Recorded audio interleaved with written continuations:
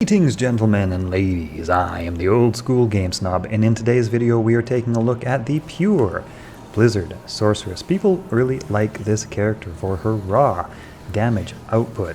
I find her a little bit limited into what she can actually farm, because like you can see, anywhere that you encounter cold immunes, you're going to have difficulty. I'll be doing sort of a hybrid video a little bit later on, but one of the problems with the Blizzard Sorceress is that she's got so many synergy requirements to really get that Blizzard up to its maximum possible power. Now, do you need to play at maximum possible Blizzard power? No, but a lot of where the appeal comes from for the Blizzard Sorceress is from just how quickly the Blizzard kills, well, let's say anything but immune creatures. And obviously the problem with that is that she doesn't have a lot of points left over for any sort of secondary skill. Like I say, we'll do a hybrid build a little bit later on, try to create some viable Blizzard hybrid.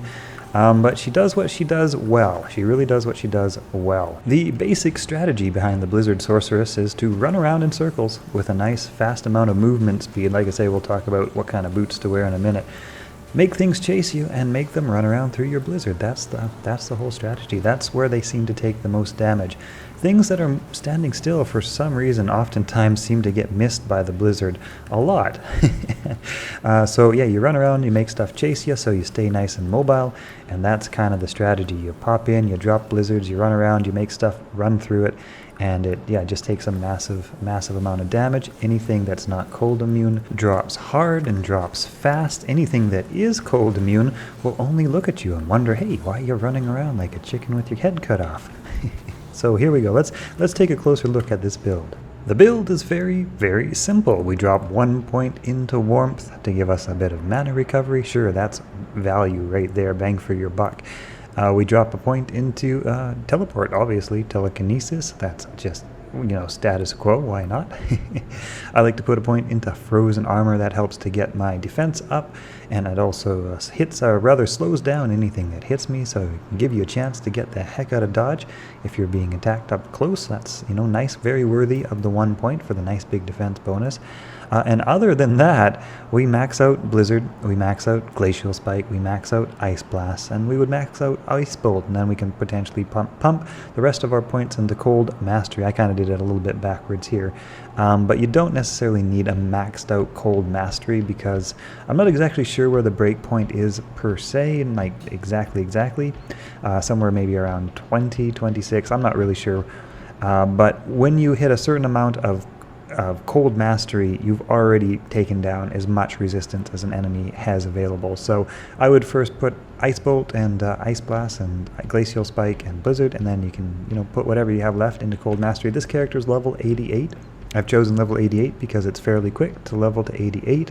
Once you get to 89, 90, 91, things start to slow down quite a bit, but 88 is not too hard to get to. 87, 86, it's all viable. 85, even 80, you could do this with, it's pretty close. Points and whatnot, we want enough strength to wear our Monarch Spirit Shield. Obviously, that's the only reason a Sorceress pumps up her strength for the most part, to wear her shield, and of course whatever armor we're going to put on. And other than that, it's all vitality. We really don't need a lot of mana, so we're all vitality. And that's the basic layout of skills and configurations. Let's take a quick look at gear. Now we're going to do the budget build here. There are better options than this, but as you can see, even with the budget build, she still takes things down quickly. For her gear, I've just got a nice Spirit Sword here. That's great. For her, shield, she's also just got a nice Spirit Shield. You could also put in something like Ancient's Pledge if you don't have a Spirit Monarch yet. That will work pretty well, just as fine. You'll have a little less damage, but not too much less. At the moment, I've got a +2 skills. You could find any +2 skills, or +3 cold skills, or even +1 skills, any sort of amulet just to get your skills up and just increase the damage a little bit more. That's all we're doing, is getting the plus skills to increase the damage. As for her headpiece, I've got the Harlequin crest, the Shaco, for the nice big +2 to skills and big life and mana. You don't need it. You could do even like a peasant crown or a lore rune word or something like that gives you another +1 to all skills. And there are some other more interesting higher options as well, like I can't remember the name of it, but one particular helm which increases your cold damage. I wish I could remember the name of it. And you can also swap in, obviously, some better wands that add to cold damage and that sort of thing. What is it now? I forget. Again, Death's Fathom? I think it was Death's Fathom. Yes, that increases your cold damage. So you have some definite great upgrades that you can do, but like I say, we're talking about the budget build here. For your gloves, you do Frostburn, you can do Tranks, you can do Mage Fist, you can do a variety of different things.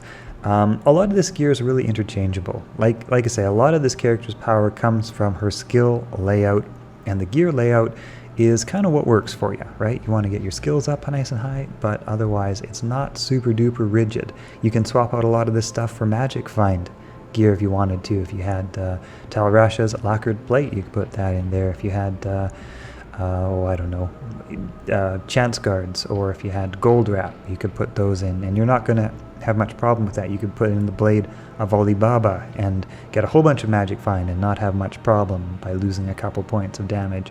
What you do want, however, because like I say, a lot of this game is running around in circles, so you want to have a nice amount of speed, and those Alder's Advanced Battle Boots are good for that. I can't remember what the name of the... Oh yeah, it's Mavina's belt that has like also a +20 to run if you really wanted to run around like a bat out of hell. Anything that increases your movement speed, but as you could see from the video before, 40% seems plenty ample, so 40% is pretty good. Even 30% will probably be fine. But yeah, no, shit, that's about the build. There's not too much to it. There are of course some wealthy upgrade options, but yeah, let's not worry about the wealthy upgrade options. You will find those as you play, and when you do, you will know what they are. In the meantime, let's get you up and running with a powerful Blizzard Sorceress. Here's kind of an interesting thing as of Diablo Resurrected. Now, unfortunately, it's not really helpful because, as you can see, I've got maxed out Cold Mastery, I've got maxed out Blizzard and everything. I do a tiny little bit of damage, even to cold immune stuff, but it is not enough, and I don't know if that's a bug they plan to fix or not, but yeah, anyway. This character does not do well anything with cold immunes, but you know who she does really well with is Pindleskin. Oh yeah, she absolutely destroys Pindleskin. You can just kind of slow him down with your glacial spike, and look at that.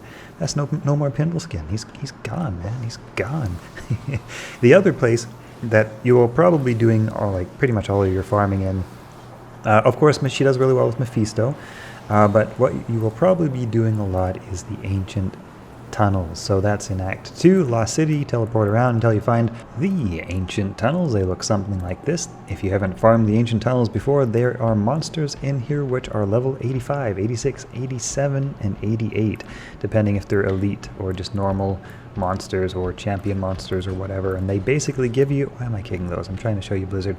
Just force of habit. But they basically give you a chance of finding like the absolute best loot in the game. Anyway, the Blizzard Sorceress comes in, she runs around, she does her chicken with the head cut off thing, and things die, things go down. And yeah, like I say, Ancient Tunnels, nothing with cold immunity, so you just kind of run around and you teleport around and you drop your blizzards and try to keep an eye out for anything good that might fall, like that low-level unique ring mail, which I'm sure is not very interesting. I can't remember exactly which one it is, but if it's ring mail, it's definitely not anything of uber capacity or quality. But yeah, you can see she just takes stuff down really well. And I'm kind of distracted as I narrate and play here. But if you're actually concentrating on what you're doing, this would probably look a lot better.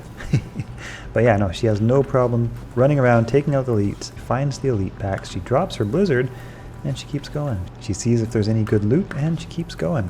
You might not want to do this in hardcore, but in normal difficulty, that's okay. You just run around, you teleport, you take out the stuff, and you go. Anyway, that is the character. Good for Pindleskin, good for Mephisto, good for Ancient Tunnels, bad for something like Chaos Sanctuary, although it could potentially be done with a bit of mercenary help.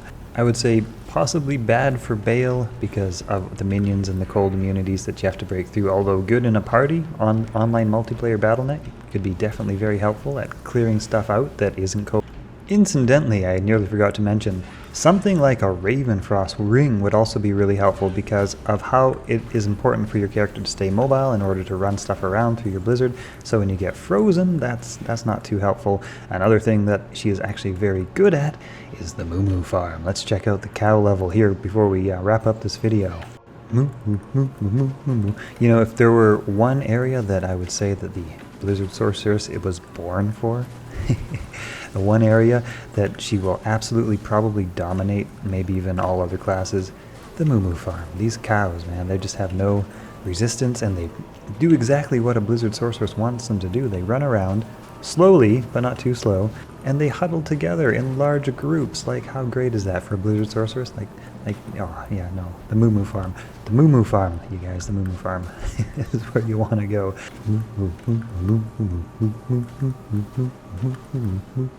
Alright, I think that wraps up this video. I hope you guys have enjoyed it. Hope to see you all in the next one. Subscribe for more Diablo content.